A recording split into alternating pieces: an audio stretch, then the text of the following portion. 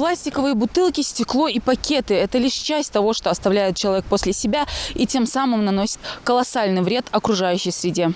И сегодняшнее мероприятие нацелено на то, чтобы устранить данную проблему. Мусор здесь остается как после отдыха жителей, так и после туристов. Кто-то бросает один фантик, а кто-то вовсе целые пакеты оставляет после посиделок на природе. Эту картину каждый месяц застает Исрапил Гудиев. Волонтер вместе с друзьями и сотрудниками музея-заповедника часто проводит здесь субботники. Была бумага, она тлеет в почве.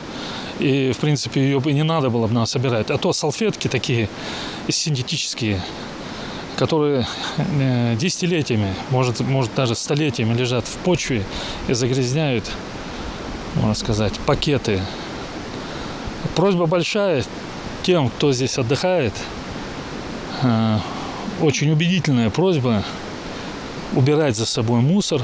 Мусор, который скапливается в результате человеческой бескультурности, вызывает изменение климата. Загрязняет почву, воду и воздух. На этот раз, вооружившись перчатками и мешками, сотрудники Джейраха-Асиновского музея-заповедника и представители Тайпа-Аздоевых очищают близлежащую территорию вовнушек. Для них это не только возможность делом показать отношение к жемчужине республики, горному району, но и внести свой вклад в экологически здоровое будущее региона. Более 30 мешков мусор гуляли.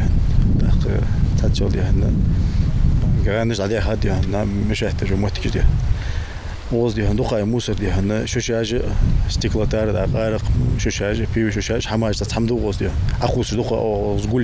Что приятно для участников субботника, мусора по сравнению с прошлым годом намного меньше. Но даже один оставленный полиэтиленовый пакет может нанести экосистеме вред, напоминают волонтеры. Хотелось бы, чтобы люди меньше оставляли за собой мусор, чтобы убирали. И вообще, в принципе, хотелось бы, чтобы здесь, на территории, территорию вовнушек, вообще не проводили пикники, костры не разжигали, чтобы для этого есть специально отведенные места. Такие мероприятия по уборке территорий волонтеры проводят особенно часто в весенне-летние периоды. Мы планируем большой объем работы на предстоящее лето. Я думаю, у нас будут соратники, помощники в этом направлении, в таких мероприятиях субботников, представители других тейпов. Сохранить красоту и экологическую чистоту в силах каждый. Для этого достаточно бережно относиться к тому, что нас окружает. И если не убирать за другими, то просто самому не портить. Мадина Цора, Асхаб Белакиев. Новости 24.